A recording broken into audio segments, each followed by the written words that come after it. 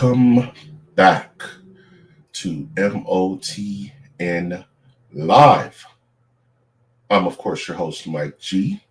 And tonight we're going to talk about everything and anything out there in internet land, as it were.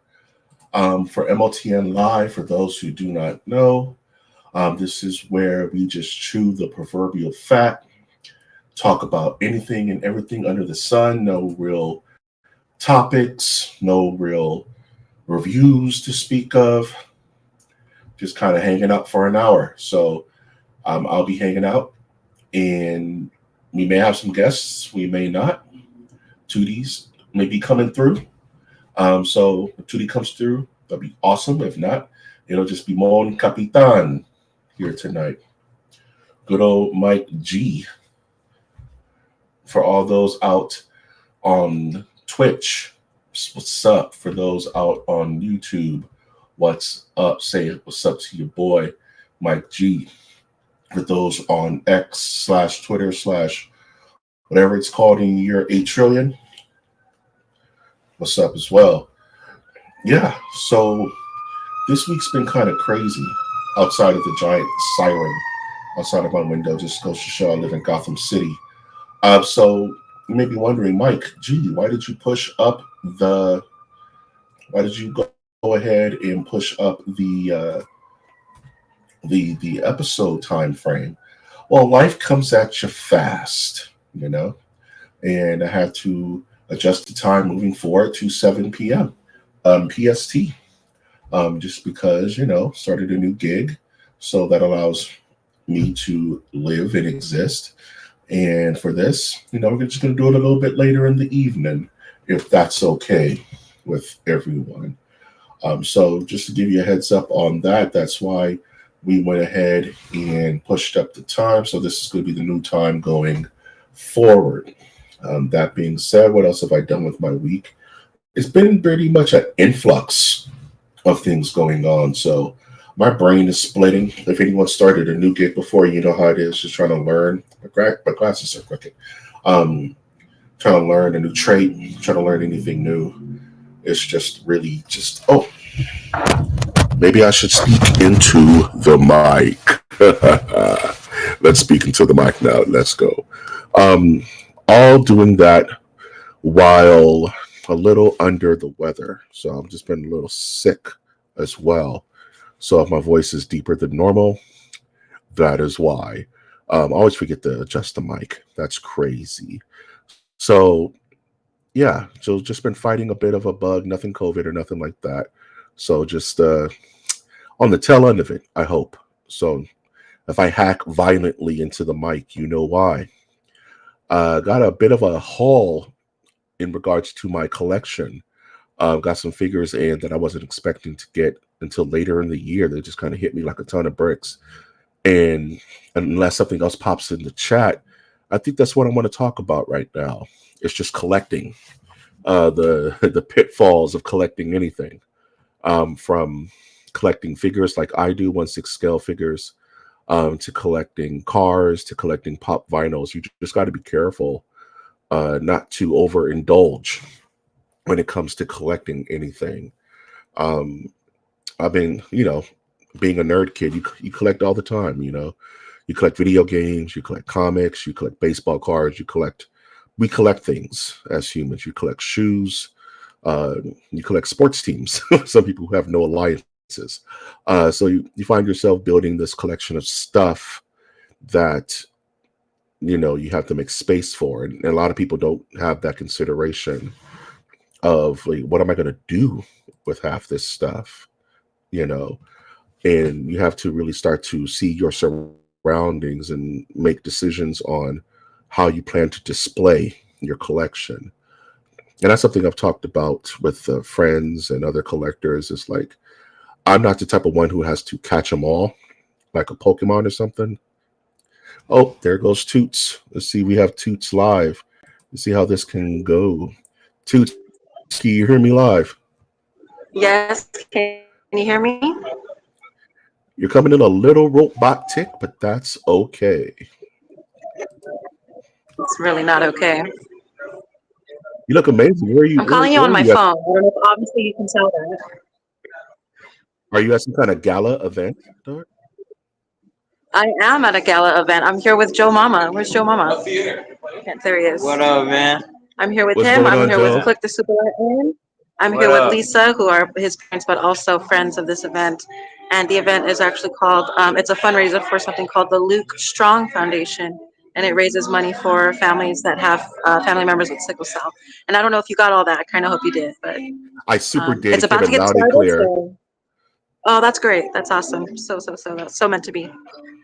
Give So yeah, it's a great foundation. You can follow them on Instagram, which is where I'm following them right now, and I'm sure you can find them other places to donate. So far, it's a very loving family environment, and I look forward to the evening. It's about to start any minute now, so I'm ready. You guys have a great time. Thank you so much for jumping on the channel. Take care. You have a blessed night, and I hope it goes great. I know it will. It will. I'll send you highlights. too. Yes, please. Yes, please. All right. Have a fun chat. Somebody show up for him. I'll beat you guys up. Show up. Thank you, Tootie. Thank Oh, you, Joe. all right. Bye, Mikey. All right, Lates. And that was Toots Odin, everyone. At a nice event for a nice cause. Definitely going to put some more of that information in the body of this episode so that if you would like to learn more about their foundation, you can go ahead and do so.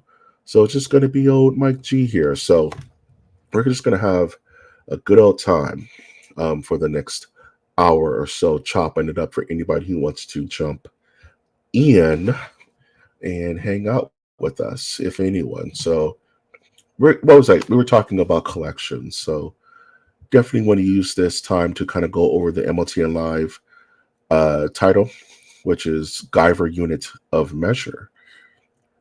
So, what is a Guyver unit of measure? It's kind of like an anime measurement of how much anime can you anime, and that kind of got me the idea of like collecting and just like how much do you ever need in a collection for it to be complete?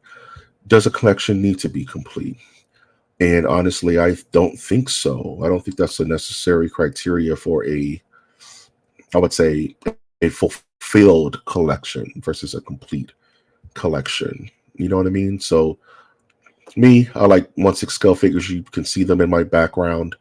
Have my Vader there, Spidey Man, things of that nature. And I collect very, I would say, daintily. I don't need everything. I'm not rich, far from it.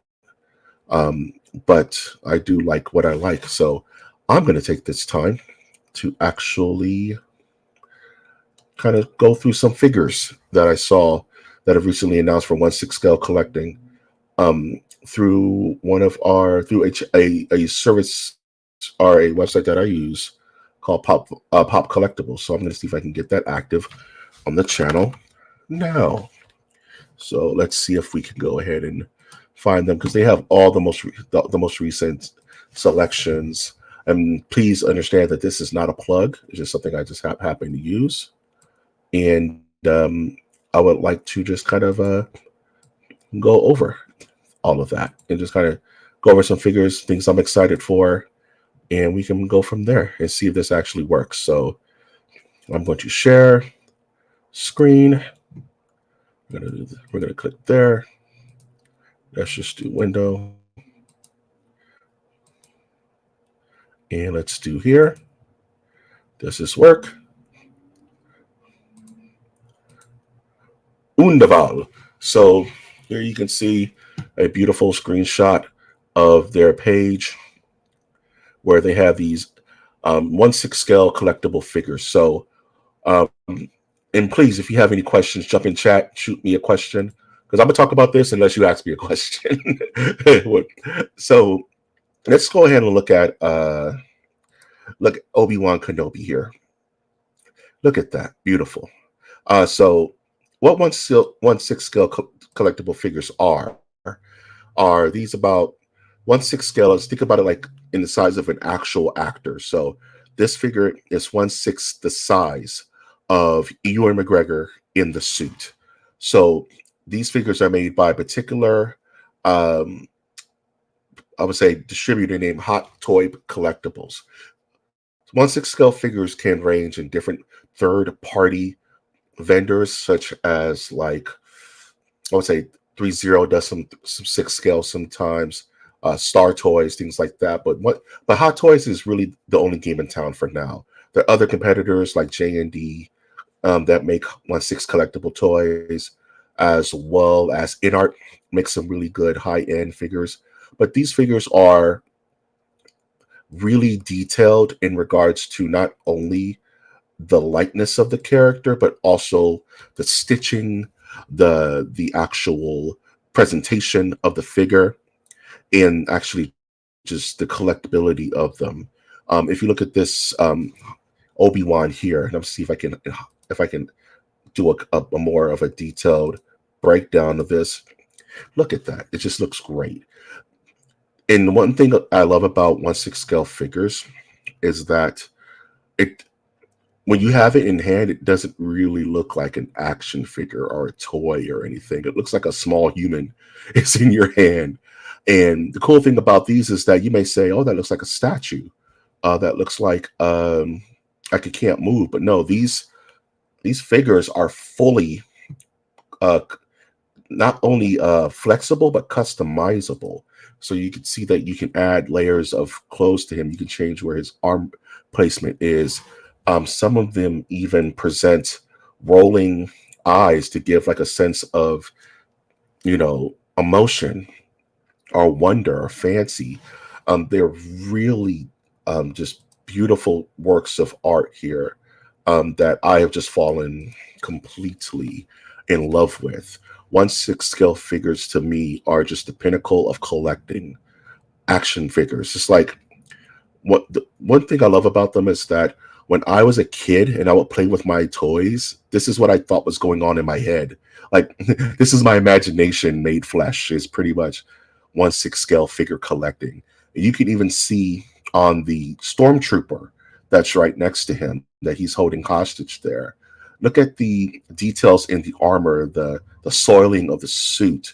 Look at the just attention to detail just all through these figures, and that just can sell you on exactly why these figures are so sought after.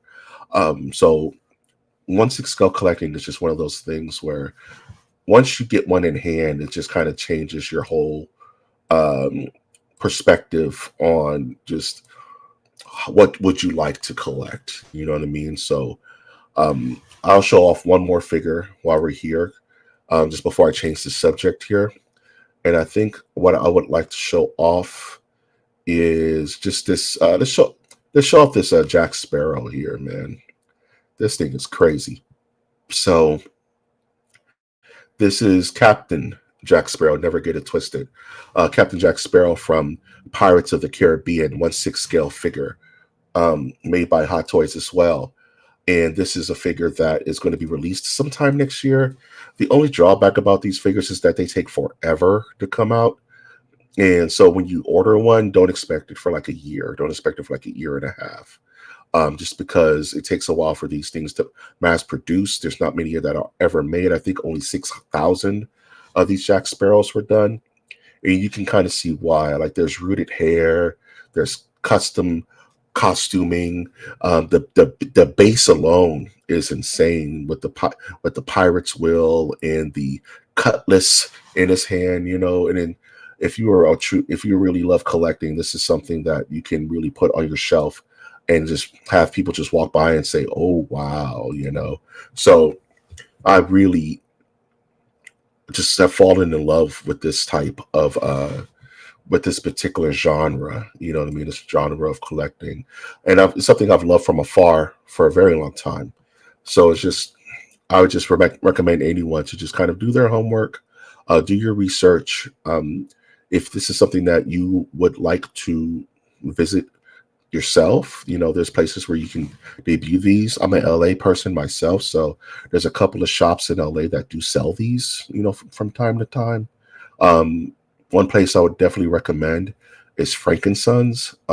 It is a almost like a weekly comic book convention in the city of Industry. So if you're ever in LA, you would just want to go check out a comic book convention where they have huge like rooms full of um, just sellers tables, and you can buy anything from 1/6 scale figures to rare Magic the Gathering cards, action figures, comic books, whatever you need. Once again, not a plug, just I'm a LA kid, and frankincense has been around. Frankincense has been around since forever. So it's just one of those places that I highly recommend. So I'm going to go ahead and stop sharing, go back to normal view, and we're going to keep this night going. We're just hanging out. So just kind of chilling on a Friday night, and got to keep the conversation going. One thing I did want to talk about is really just like Transformers for a second while I'm thinking about it. Just talking about Transformers 1 and how I'm hearing nothing but good things about it. And for cartoon media, Transformers is almost perfect. You know what I mean? Um, I've almost loved every iteration of the Transformers. Even the 2000 versions of like Transformers Armada was a great show.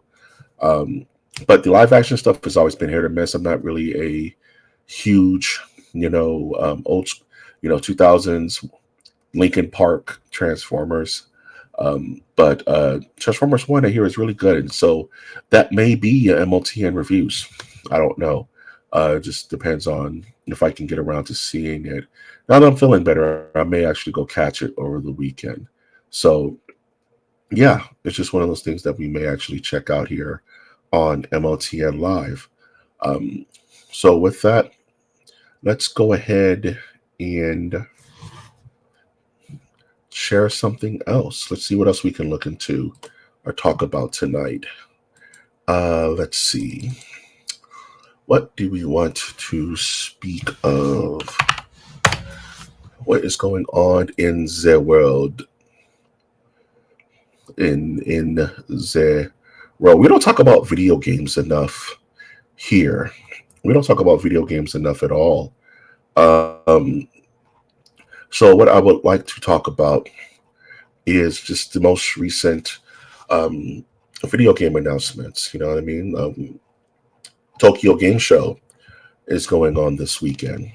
And one thing I would like to talk about is the Horizon Zero Dawn. What is it? A remake?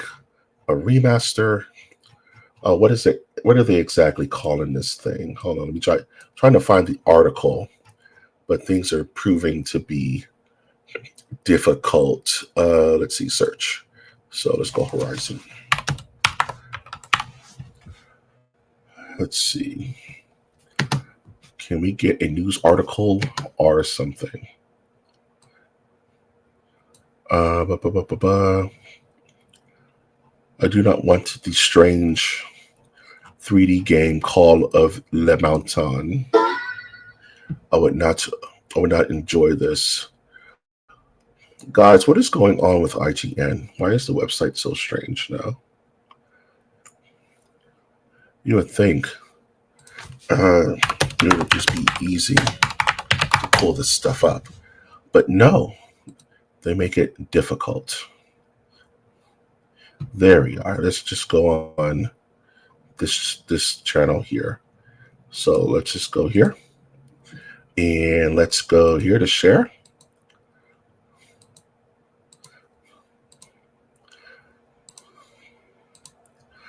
Perfect.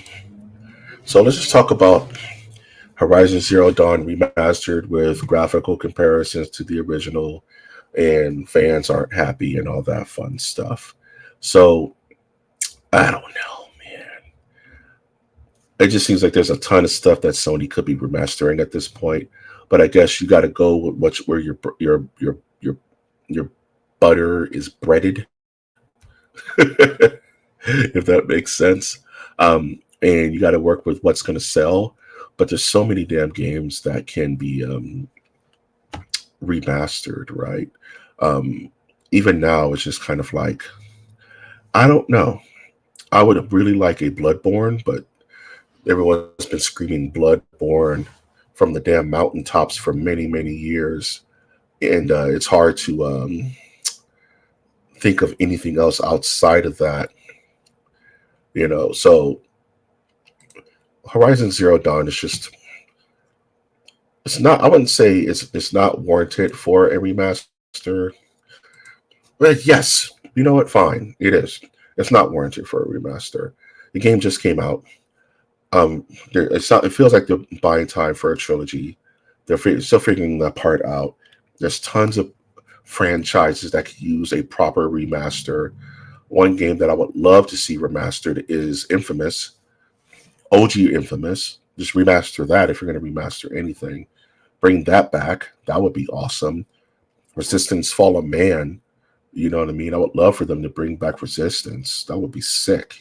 Any of the numerous of PlayStation titles that they are just leaving to die on the vine versus kind of going to the well of Last of Us and Horizon Zero Dawn every 5 minutes. It's infuriating. Honestly, it is. And it's just one of those things that as fans, we just kind of have to hope our darlings are returned to us at some point. So it can be really frustrating in that particular sense. So what can you do? What exactly can you do? And that's pretty much. And also, there was the announcement of Ken and Chun-Li and Fatal Fury, Mark of the Wolves, which is coming out next year. Let me see if I can find any info on that. Let's see. We can talk about that.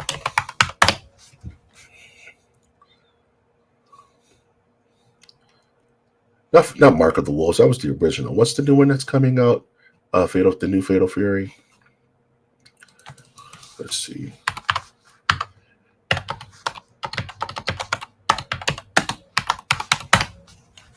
Is it City of the Wolves, Doug? Yeah. It's called City of the Wolves.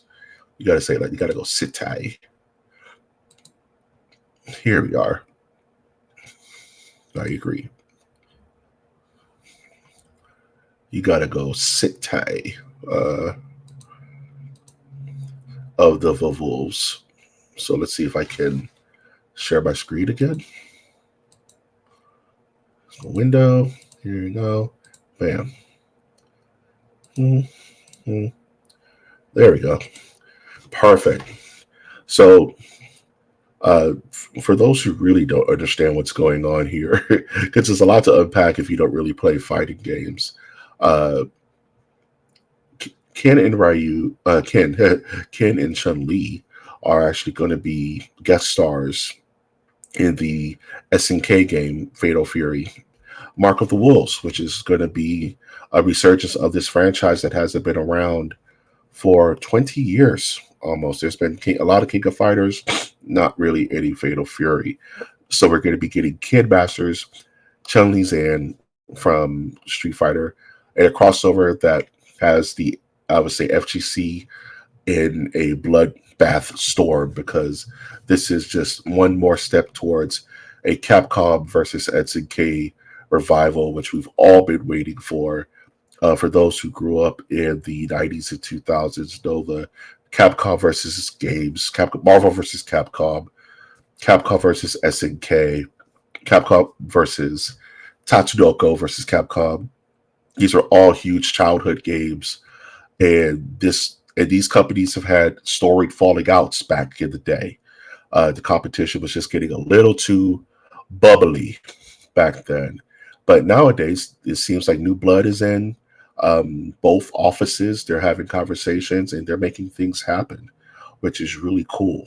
And it's just a really well-wishing motion in the right direction for us to get a possible resurgence of these crossover games that were so much fun and so well done, and just love letters to both franchises. And if anyone has played Terry Bogard in Street Fighter, can attest to, feel how you want about how they play, but the actual design and care that went into that character is second to none. It's Smash Brothers level of attention to detail. And that's something that I hope comes to something that comes to Kid, something that comes to Chun-Li. And what makes it easier to have these love letters like that is because these companies are communicating with each other fluently. So it's easy to kind of get the blueprints of these characters in their game and make it theirs when you have the actual owner of the company championing you to do so. Quick pro quo, right? You scratch my back, I scratch yours. So if you do my character right in our game, we're going to do your characters right in their game. And it just makes this nice little hodgepodge, happy cuddle puddle of companies that are going to work together to bring out the best possible product. And that's all we really want as fans of anything. It's the best possible product. I always like to say, competition's the mother of invention. You know what I mean? So when both teams are doing good, it just brings out the best in both of those rivals, which is why when it comes to like just a twist of subject, when it comes to DC Comics, and they're working on the Superman stuff with Gunn, I hope it's great because I want them to be the competition that they've always supposed to have been with Marvel. And the MCU has taken a back seat because they really had no competition and they got lazy. Victory has defeated you. It's just that kind of stuff. So if DC Comics can really bring out a good Superman movie and really knock everybody's socks off and maybe put a fire under Marvel to then be able to muster some kind of resurgence, some kind of fire, some kind of ambition to do something maybe that's a little bit more racy, something that's a bit more unpredictable, and that can make them better, versus kind of putting out the same old pudding they've been selling us for the last 5 years, sadly enough, and make them take more risks to be innovative and to change things. That's why I always wish, like in the sci-fi arena, Star Wars has never really had competition, in my opinion. People always compare Star Wars to Star Trek, but they really couldn't be further from each other. You know what I mean? Star Wars is kind of like the hot shot football quarterback, you know what I mean, who gets all the attention. And Star Trek is kind of like the kicker who knows everything about the game and will nail every kick, but doesn't really get the attention that it deserves on a major scale, mind you. There's tons of Trekkies out there. I'm one included. I get it. But at the same time, I wish that Star Trek would actually be more of a box office threat to something like Star Wars, and something that could actually make Star Wars better. You know what I mean? And not make it so the samey, So with the spirit of competition, that being said, I just really have high hopes for this Fatal Fury game, and I'm going to be picking it up because I don't play a lot of fighting games nowadays because it just takes a lot of focus to play a good fight, to be good at a fighting game, and life just comes at you too fast when you get older. With that said, I think I'm going to cut this live a little short this Friday. You know what I mean? I'm under the weather, just kind of running solo today, but I did want to touch base with the Nerdiverse in regards to just how's everybody doing. If you watch this on YouTube, please comment, like, comment, subscribe. Let me know how I did solo. Please let me know if you had any questions about anything we talked about today, especially 1/6 scale collecting. If you have any questions about that, I'd love to talk about that. I could talk about it all day. So feel free to drop a comment, like, and subscribe. I'm Mike G. What's coming up on the channel? So next week we're going to be having our next episode. I want to say that it's going to be a new MOTN lore with the Lament configuration. So I'm really excited for that one. So that will be coming out Wednesday, and then of course another live on Friday. Until then, hope everyone has a safe weekend and have a great day, and take care. And I'll talk to you later.